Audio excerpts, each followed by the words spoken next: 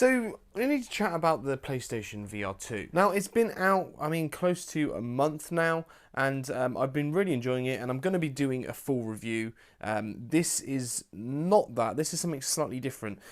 Basically, I just wanted to sort of check out some of my thoughts about it, really, after using it for a little bit, without getting into all of the details about the actual headset and the specs and stuff. But just to give you sort of my thoughts after using it, playing a few different games, and yeah, just my opinion, I guess. Now, ultimately, I'm a big fan of VR, so before even starting this, I knew I was going to enjoy it no matter what. The main comparison I have for this is this versus my Meta Quest 2, which I've been using just as a standalone VR headset. So this is a massive upgrade, and all in, if you include all of the finances to get in from scratch, if you started with nothing, then this is a considerably more expensive way to do VR.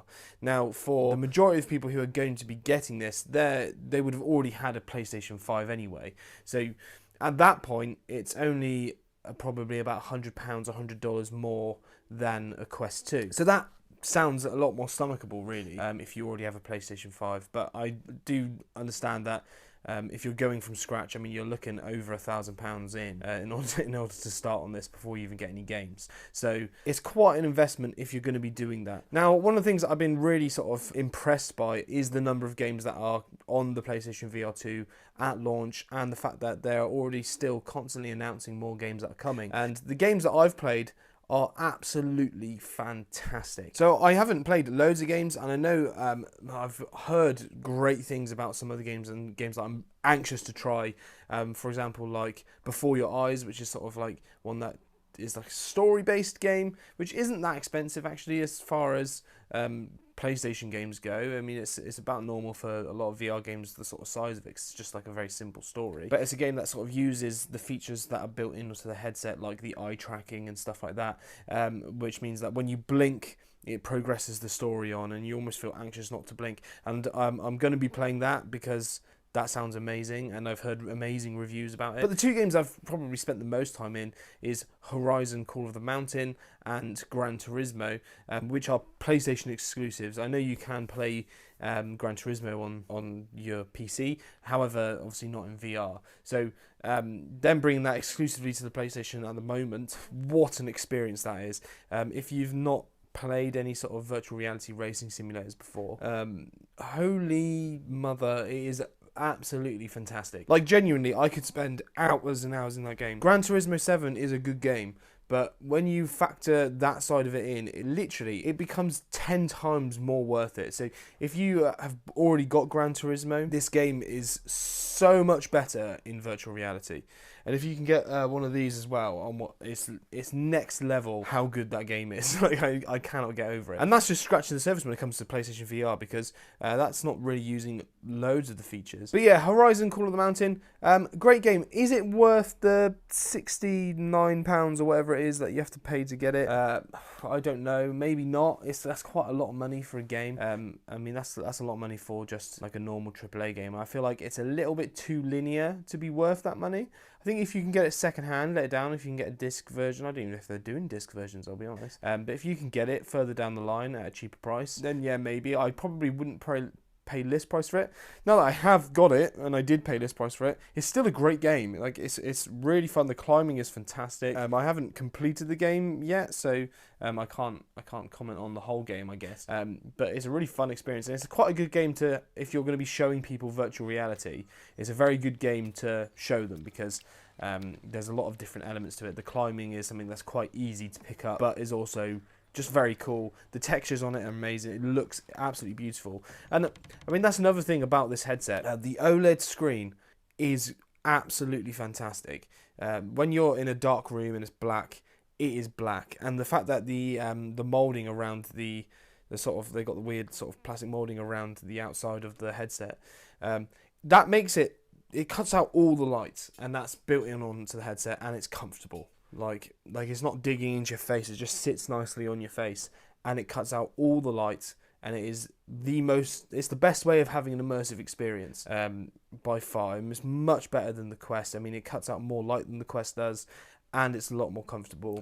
But the OLED display it's just great. So when it's black, it's black, and the contrast is fantastic. The colors are amazing. So the fact that this headset supports HDR is a big thing, because when in Call of the Mountain, when something is bright and you go from dark to bright, oh, you can tell, because it's like you almost have to like close your eyes. But then the color definition as well in that is like things just look so alive. You're going through like a jungle and it just looks alive. It's really, really, really cool, really clever. Now, I did touch on the comfort of this headset. I think anyone who's had a Quest 2 and has used it with the normal head strap knows that it's not the most comfortable thing. I mean, I think people fuss about it more than they need to with the Quest. It's all right. It's not too bad. But the difference between that and this is absolutely massive. So the PlayStation VR2 is a halo design, so it sits on your forehead and then sort of underneath the sort of crook of your head, so just like the top of your neck. That holds all the weight really comfortably, so you're not really having to worry about having like marks on your face. I mean, if you pull it right close to your face, you might get some. But then from that, the actual virtual reality part of the headset doesn't really make a lot of pressure on your face at all. It makes light contact where the sort of sleeve goes around to block out the light, but it is by far the most comfortable virtual reality headset I've had. And the Pico 4 was better than the Quest. This is considerably better than both of those, just because it's very light, it's sat on your head instead of on your face, and it makes, in my opinion, a huge difference. It's also quite secure, so if you're moving around side to side, it's not sliding around on your face because the weight is distributed better. It's not like, it doesn't feel like you're sort of like you've got this big weight on the front of your face that you're swinging around, which is obviously a very good thing. So if you move quickly, I found that the Quest and the Pico, it would feel like it was shifting, whereas this doesn't feel like that, because I feel like you can make it tighter to your head because you're not pushing in on your face. The rubber as well that they have for that is really nice. It's like a comfortable grip as well. It's spread out over a quite large area when you have it tightened on. It's very comfortable, and you could wear this for hours on end without any issues. The second thing I love about this sort of design of this is how they've implemented the IPD. So on the Quest you have sort of 3 clickers, whereas with this it's on a wheel, which is like a manual thing, so it's very, very precise. So you can stop it exactly where you want. But you have a way of getting quick settings on your headset. So if you press the PlayStation button on a remote, it takes you to the sort of home menu you'd expect from PlayStation, but then there's little quick settings for your VR. And you can jump in there and adjust the visibility. And you can very precisely work out where your IPD should be, because it shows you a diagram of your eye and where the lens is. So you can make sure that your eye is in the perfect position. And it lights up blue to tell you that you're in the right position. Whereas on the other headsets I've tried, it's not done stuff like that. Like the Quest is sort of just guesswork. You got to which one looks better, and if you're sort of between two, it's hard to know which one looks better, and then you end up getting a headache if you've got it wrong. Whereas this, you can get it precise, and it makes a massive difference. Now, it's not been completely perfect, not completely sort of smooth sailing, I would say. There were a couple of things that I don't think are perfect about this headset. I mean, one, it's wired, which again, it's wired, which means it's going to be better performance-wise. I think that doesn't bother me as much as I thought it would, having the wire. It's not as good as being wireless, obviously. You're limited, I guess, in a sense, but the cable's quite long. It's not that heavy a cable, so it doesn't feel like it's weighing you down a lot. You just got to be careful to not trip over it if you're playing stood up, and sometimes, like if you're playing Gran Turismo, I found it might get caught in the chair or something if I adjust my head, and then like feel like I'm getting tugged back. It's not as much of an issue as I thought it would be. The thing that I noticed probably is the biggest issue is the lenses. Now, PlayStation gone for Fresnel lenses as opposed to the pancake lenses, and it's basically the lenses, they got like this sort of ring design. Not that you can see that visibly when you have it on. The problem is that it does suffer quite a lot from glare, and I feel like because it's got the OLED display with the high contrasts and it's HDR, it suffers more so than another headset probably would have.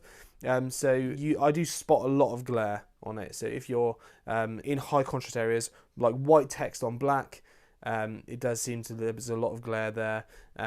Exactly the same, I think, in menus and stuff like that. In gameplay, I don't notice it as much, but I think it's because it's such an immersive device, you don't tend to notice it as much in that sort of thing. But yeah, it's not perfect in that regard. I feel like if it went for the pancake lenses, they'd be much bigger, clearer.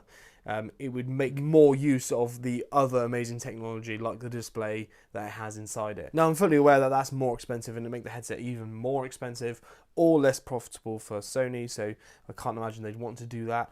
I don't think the lenses, again, make this thing unusable. It's still fantastic, and from using pancake lenses on the Pico, I can see where that would benefit this. It's still a better experience than the Pico. So if you've used the Pico, just because this is wired to the PlayStation and it's optimized so well, it looks fantastic, and the actual graphical side of it makes the lens side of it not as much of an issue. Plus, it's just a better display behind those lenses as well, which I think makes a bigger difference than the better lenses would make a difference. Now, speaking of the graphical quality of this, it's fantastic. I mean, it's a PlayStation 5, so the PlayStation 5 is a powerful machine. Using this, actually, I remember it was probably the first time I used this when I was playing Horizon. I was using the inbuilt screen recording that it has on the PlayStation, doing some filming, and I noticed the fans were the loudest they had ever been. Now, it's never actually happened again since, so maybe an update has made it even more efficient, but this PlayStation was working the hardest I've ever had it working using the VR, and it did get a little bit loud.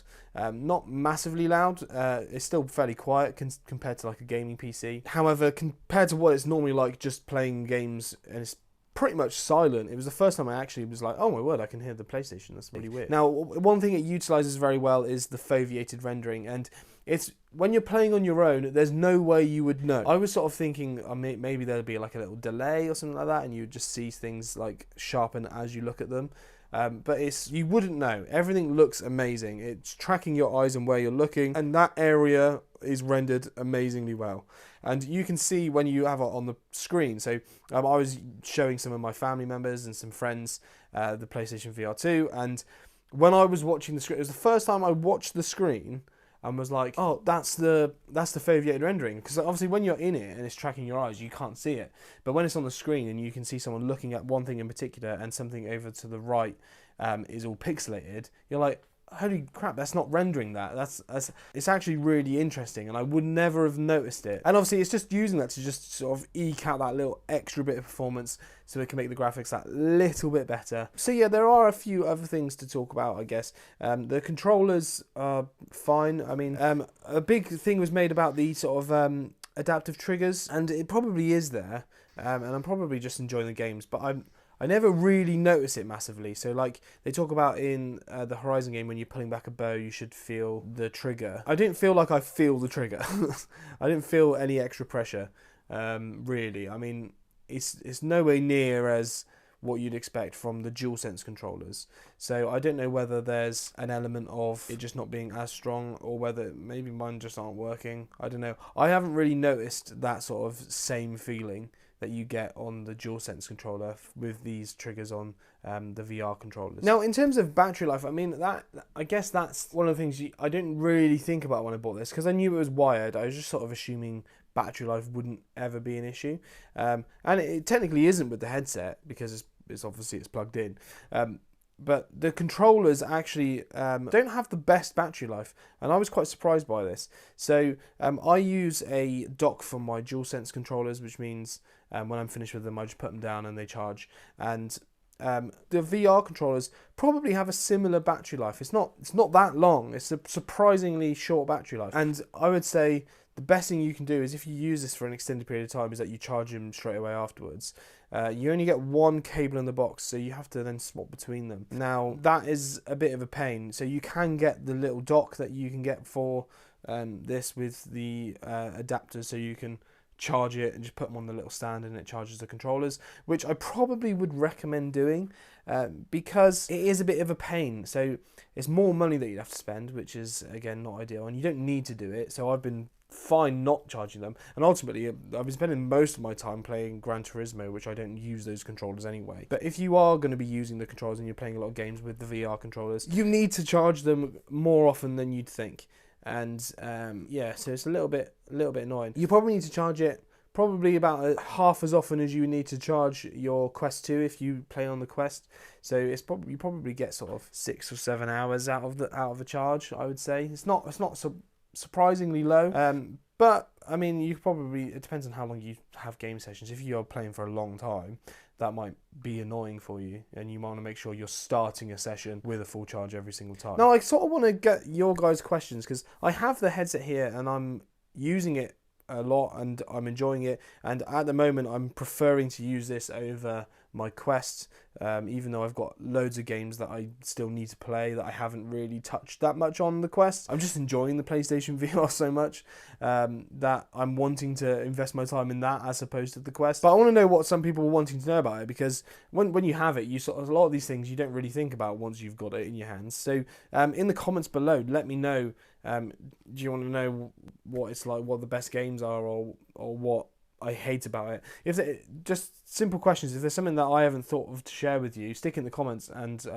I'll try and answer it. I would say this headset, I mean, I'll probably go more into this in my actual review, but it is fantastic, and it is going to hopefully move the VR industry forward a giant leap because of just Sony's power in the gaming atmosphere. It's so much better than the PlayStation VR1. It's considerably better than the Quest 2 at certain things, but I'll get into that when I do a Quest 2 versus PlayStation VR2. This is a really exciting space. It's a really good headset, and it does so many things very well and in a very just obviously good way. But I think that's all for me today in this video. I'm going to be doing loads more videos about the PlayStation VR2. I've got a review coming out. I'm going to do a comparison with the Quest, and potentially do some more videos about some of the games that are coming out. So if you want to see those, please subscribe, and I'll see you in the next one. Whoop!